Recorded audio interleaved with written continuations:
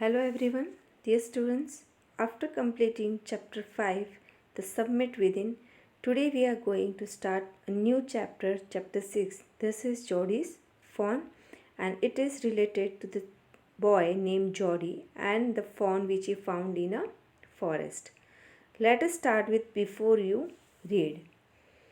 See here, often instead of rushing to the doctor to treat a small cut or burn. We find quick and effective cures using things available at home. Can you think of such home remedies for a cut on your knee, a burn on your arm, and a bee sting? It means whenever you got any minor burn, जब हमको कुछ हल्की सी चोट लग जाती है या फिर हल्का सा कहीं जल जाता है तो we want rush to hospital. What we do? We try to cure it at home by applying any ointment. If there is any cut, we would apply turmeric powder or betadine. Okay Soframycin जैसी. और कभी जल जाता है तो हम या तो उसको पानी से ठंडा करते हैं और उसके ऊपर या तो कोलगेट लगाते हैं या फिर बर्नॉल लगाकर हम उसको क्योर करते हैं. अगर वो ज़्यादा एक्सेस हो जाता है तो हम डॉक्टर के पास जाते हैं. Otherwise we try to do it at home only. Now some are given here like a cut on your knee. So what we do, we either apply band-aid, as I've told you, any ointment, any cream. जल जाता है तो हम बर्नॉल लगा लेते हैं. कोई B sting यानी कोई मधुमक्खी कुछ भी काट लेती है तो हम या तो उसके ऊपर लोहा लगाते हैं या फिर नमक रगड़ते हैं जिससे उसका जहर उतर जाता है. Now in this story, Jody's father has been bitten by a rattlesnake. Okay इस कहानी में जॉडी के फादर जो है वो किसी स्नेक के थ्रू ही has been bitten by a rattle snake. एक रैटल स्नेक जो होते हैं ये बहुत पॉइजनस होते हैं और इतने पॉइजनस होते हैं कि ये मर भी जाए तो भी इनका जहर इफ़ेक्टिव रहता है. ठीक है, तो जॉडी जो एक बॉय है इसके फादर एक बार फॉरेस्ट में किसी रैटल स्नेक के through he has been bitten. He quickly kills a doe and uses its heart and liver to draw out the poison. Now, at that time, nothing was available to cure. At that time, what he saw a doe, ठीक है, a deer, female deer उसने देखी, and what he did, he killed that doe and used its heart, उसका heart use किया to draw out the poison. Body से poison निकालने के लिए उस डो का लीवर और हार्ट यूज़ किया गया. Jody wonders what will happen to the little fawn left without a mother. Now that doe, that female deer was having a little उसका एक छोटा सा फॉन था, बेबी डियर, उसको फॉन कहते हैं. वो ये सोचता है जॉडी कि अब उसकी मदर को तो हमने मार दिया, डो को, अब उस फॉन का यानी उस बेबी डियर का अब क्या होगा. So here the question arises in his mind. So what he decides after having this thought in his mind. So let's start with first part and this thing we are going to read in this chapter. Jody allowed his thoughts to drift back to the fawn. He could not keep out his mind. He had held it in his dreams in his arms. He slipped from the table and went to his father's bedside. Penny lay at rest. His eyes were open and clear, but the pupils were still dark and dilated. Jody said, "How are you feeling, Pa?" Now Jody allowed his thoughts to drift back to the fawn. Drift back means to go back.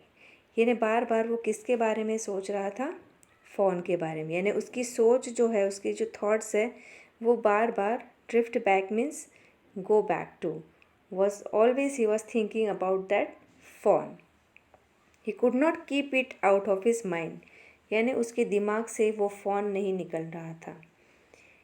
He had held it in his dreams in his arms. यानी सपने में भी वो यही देखता है कि उसने अपने आर्म्स में, अपनी बाहों में उस fawn को ले रखा है. He slipped from the table and went to his father's bedside. This boy must have been sitting on that table at that time. So he slipped from that table. उस टेबल से उठता है और अपने फादर यानी कि पेनी के पास जाता है. जो बिस्तर पे रेस्ट कर रहे होते because he was bitten by a very poisonous snake, और बहुत ही मुश्किल से उनकी जान बची थी, तो इस वजह से बहुत वीकनेस आ गई थी, तो he was doing rest on his bed, so he went to his father's bed side. Penny lay at rest. Penny, his father, was at rest. His eyes were open and clear. उनकी आंखें खुली हुई थी, but the pupils were still dark and dilated. लेकिन उनकी आंखें के अंदर जो pupils होते हैं, ठीक है, वो वैसे ही गहरे और enlarged खुले हुए थे. Jody said, "How are you feeling, Pa?" So he said, आपको कैसा लग रहा है, Pa? His father says, "Just fine, son. Old death has gone thieving elsewhere, but wasn't it a close shave?" तो when he asked his father कि आपको अब कैसा लग रहा है, his father says, अच्छा तो लग रहा है, I am fine now, but ऐसा लगता है जैसे कि मौत मुझे छूकर निकल गई है. Old death has gone thieving elsewhere, यानी कि जैसे कि मेरी मौत को किसी ने चुरा लिया. Wasn't it a close shave? Close shave का मतलब a narrow escape, यानी मौत का छूकर निकल जाना. काफ़ी नज़दीक थे वो मौत के, but he had escaped from that thing because of that doe. I agree. Who says? Jody. Penny said, "I'm proud of you, boy. The way you kept your head and did what was needed." तो इस father says, dad मुझे तुम पर बहुत proud है कि उस समय जो तुमको सही लगा तुमने किया और मेरी जान बचाई.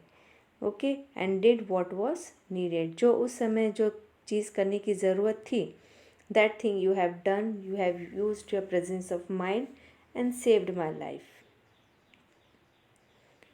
Pa, here you could see here, this is Jody, his father Penny, and is thinking about that little fawn.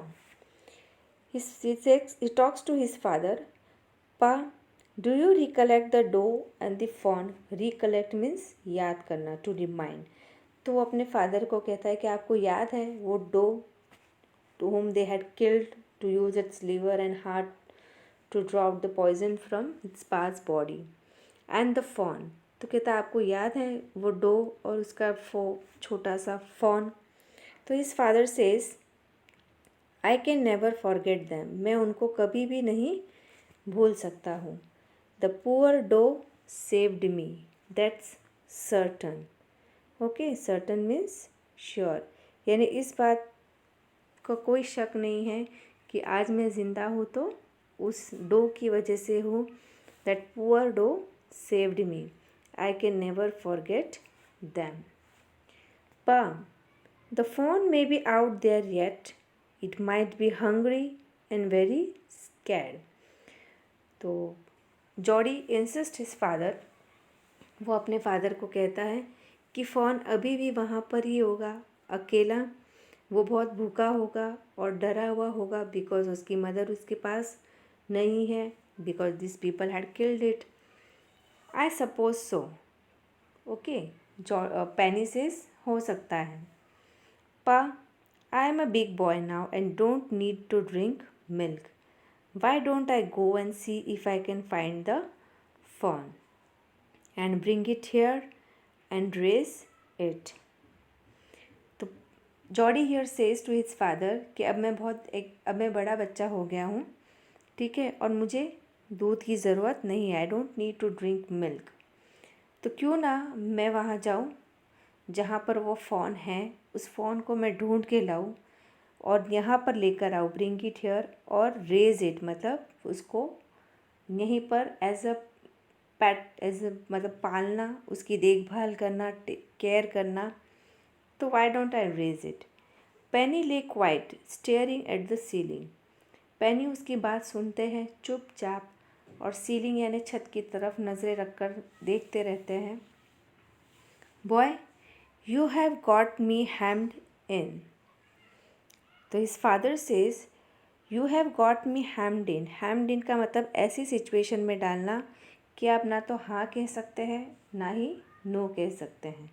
हाँ इसलिए नहीं कह सकते बिकॉज किसी भी एनिमल को घर लाकर उसको उसकी केयर करना, उसको रखना, इट रिक्वायर्स सम कुछ पैसों की भी ज़रूरत पड़ती है, ठीक है, और उसकी बहुत केयर भी करनी पड़ती है, पूरा अटेंशन देना पड़ता है।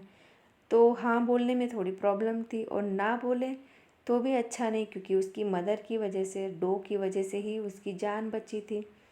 तो वो अपने बेटे को कहता है कि तुमने मुझे ऐसी सिचुएशन में डाल दिया कि ना तो मैं येस बोल सकता हूँ ना ही no. Okay, you have got me hemmed in. Okay, caught in a situation where one can't say no. तो जॉडी उस अपने फादर को समझाता है, इंसिस्ट करता है, it won't take much to raise it, यानी उसको रेज करना, यानी उसको रखने के लिए, केयर करने के लिए ज़्यादा किसी चीज़ की ज़रूरत नहीं होती है। It will soon start eating leaves and acorns, वो जैसे ही बहुत ही जल्दी बड़ा हो जाएगा और लीव्स और अकॉर्न्स यानी थॉर्नी बुशेस होती हैं, ठीक है, स्मॉल ब्राउन नट्स और लीव्स खाना शुरू कर देगा। You are smarter than boys of your age, तो उसके फादर कहते हैं कि तुम अपने उम्र के लड़कों से काफ़ी ज़्यादा स्मार्ट हो, यानी किसी को कैसे मनाना है वो तुमसे सीखना होगा। We took its mother and it wasn't to blame, हमने उसकी मदर को उससे छीना है और इसमें उसकी कोई गलती नहीं है, तो इसकी सज़ा उसको नहीं मिलनी चाहिए। Surely it seems ungrateful to leave it to starve, son I can't say no to you, I never thought I would live to see another day. तो इस फादर से अगर हम उसको नहीं लाते हैं तो बहुत ही अनग्रेटफुल, यानी हम उसके प्रति बहुत अनकाइंड होंगे। हम अगर उसको इसी तरह से भूखा रहने के लिए छोड़ दे तो स्टार्व मीन्स, ठीक है, टू बी क्वाइट हंग्री, भूखा रहना। I can't say no to you, मैं तुमको मना भी नहीं कर सकता हूँ, मैंने कभी सोचा भी नहीं था कि क्या पता मैं अगला दिन भी देख सकूँगा या नहीं, and I am alive because of that doe. Okay, so here his father is ready to bring that fawn home, but now he had to ask his mother. Okay, Jody's mother. Here Jody says his father, can I ride back with Millville and see if I can find it? Now Millville is a person who generally stays near their house as a neighbor, we could say, एक अच्छा friend की तरह जो अक्सर उनके घर आया जाया करता था, ठीक है। तो जॉडी अपने फादर से कहता है क्यों ना मैं मिलविल के साथ जाऊँ और फ़ॉन को ढूंढ कर लाऊँ। तो Penny its father says tell your ma I said you can go, अपनी मदर से कह दो कि फादर ने मुझे कह दिया है कि मैं जा सकता हूँ। He settled back to the table and set down, his mother was pouring coffee for everyone. Okay, now this thing actually shows that Jody's mother actually don't know that how his father had been saved from the rattlesnake. She particularly, I think, don't know the reason. So here, he settled back after insisting his father, उसके father को पूरी तरह से मनाने के बाद वापस अपने टेबल पर जाकर वो बैठ जाता है। तभी उसकी मदर कॉफ़ी लेके आती है और सबके कप में कॉफ़ी डाल रही होती है। तभी he said, who? Jody. Ma, Pa says I can go bring back the fawn. She held the coffee pot in mid-air. तो वो कहता है कि माँ, पा ने कह दिया है कि मैं उस फ़ॉन को घर पर लेकर आऊँगा। तो व्हाट फ़ॉन? अब उसकी मदर कॉफ़ी डालते डालते वहीं पर हाथ वैसे ही रह जाता है और she was shock to hear this fawn, the fawn belonging to the doe we killed. तो here Jody says to its mother, वही fawn जिसकी मदर को, जिसकी डो को हमने मार दिया था और उसी का हमने लीवर यूज़ किया था to draw out the poison and in this way we save Pa. She gasped, well for pity sake. Well for pity sake का मतलब हाँ ठीक है, उसके ऊपर दया की जा सकती है। It means it shows that Jody's mother is not ready to bring that fawn at home. Jody again insist his mother to bring that fawn at home, he says, Pa says it would be ungrateful to leave it to starve. तो वो अपने father का नाम लेकर कहता है कि पापा ने कहा है कि हम उस छोटे से फॉन को वहाँ अकेले भूखा मरने के लिए नहीं छोड़ सकते. Dr. Wilson said, Dr. Wilson, who was there only treating its father, he said, That's right, ma'am. Nothing in the world come quite free. The boy is right and his daddy is also right. तो वहाँ पर जो doctor Wilson उस समय मौजूद थे और ये सारी बातें सुन रहे थे, उन्होंने भी जॉडी की मदर को समझाया कि ये जो कह रहा है वो राइट है, क्योंकि इस दुनिया में कोई भी चीज़ फ्री में नहीं मिलती. हमको कुछ ना कुछ कीमत तो चुकानी पड़ती है. अगर आप सोचते हो कि डो को मार कर उसका हार्ट और लीवर यूज़ किया जो पैनी की लाइफ बचाने के लिए, तो उसके बदले में हमको भी कुछ ना कुछ उसका पे करना पड़ेगा. And what we have to pay, it's our duty to look after its little deer little fawn. Millwheel said, Millwheel कहता है, he can ride back with me, I will help him find it. वो मेरे साथ चलेगा, मैं उसे अपने साथ ले जाऊंगा और हम दोनों मिलकर ढूंढ कर उसे ले आएंगे. She said down the pot helplessly. फिर वो उस कॉफ़ी के पॉट को टेबल पे रख देती है. कहती है, well, if you will give it your milk, we have got nothing else to feed it. ठीक है, एक शर्त पे कि तुम अपने हिस्से का मिल्क इसको दे देना, क्योंकि इसके अलावा हमारे पास उसको खिलाने पिलाने के लिए और कुछ भी नहीं है. As I have already told you, this thing shows that they are not economically quite strong to bring such a animal at home and to take care of it. Millville said, Come on boy, we have got to get riding. फिर Millville Jordi को कहता है कि चलो अब हम riding यानी horse पर जाते हैं और उसको ढूंढ कर लाते हैं. We have got to get riding. Ma Baxter asked anxiously. Ma Baxter means Penny Baxter is their surname, okay, और Ma Baxter it's the mother of Jody. ठीक है, तो Ma Baxter asked anxiously. Anxiously here means very worriedly. ठीक है, अब वो छोटा था जॉडी और इस तरह से उसको उस जगह पर भेजना, she was quite scared. You will not be gone along, मतलब कि ज़्यादा दूर तक तुम नहीं जाओगे. Jordi said, I will be back before dinner for sure. तो जॉडी अपनी मदर को कहता है कि मैं डिनर से पहले डेफिनेटली घर पर आ जाऊंगा.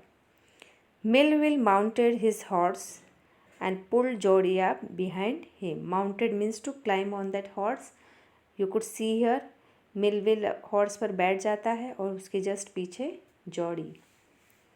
ही said to Millwheel, do you think the fawn still there, will you help me find him. तो he said to Millwheel, Jody Millwheel को कहता है, तुम क्या सोचते हो कि वो फॉन अभी भी वहीं होगा और तुम मुझे उसको पूरी तरह से ढूंढने में मदद करोगे. तो Millwheel says, we will find him if he is alive. Millwheel कहता है हम उसको ढूंढ लेंगे, लेकिन कब, अगर वो ज़िंदा होगा तो. But how do you know it is a he, it's a he. ठीक है, क्योंकि जॉडी ने कहा, क्या तुमको लगता है कि वो अभी भी ज़िंदा है. He is still alive. The word he had used here is he for that fawn. तो जॉडी सेज, तो मिलविल सेज कि तुमको कैसे पता कि वो जो छोटा सा फॉन है वो शी नहीं ही है. ठीक है, तो Jody says, the spots were all in a line. यानी जो मेल डियर होते हैं उनके बॉडी पे जो स्पॉट्स होते हैं वो लाइन में होते हैं. Okay, on a doe fawn passes the spots are every which way. और जो डो होते हैं फीमेल डियर, उनके स्पॉट्स लाइन में नहीं होकर एवरी विच वे यानी हर जगह कहीं पे भी होते हैं, ठीक है. So this is the difference between the male deer and the female deer. Okay, so here we have completed our first part. Second part we are going to see in our next video, and I would like you students to solve these questions on your own. Comprehension check questions. These are quite easy. If you have listened this video carefully, you will be able to get this answer. Okay, what had happened to Jody's father? Jody के father को क्या हुआ था? How did the dough save Penny's life? किस तरह के Jordi के father को बचाया गया? Why does Jody want to bring the fawn home? Jody fawn को घर पे क्यों लाना चाहता था? And how does Jody know that the fawn is a male? और जॉडी को कैसे पता कि वो जो फॉन है वो मेल है, जो just now we have discuss. Okay, so next part we are going to see in our next video. Thank you.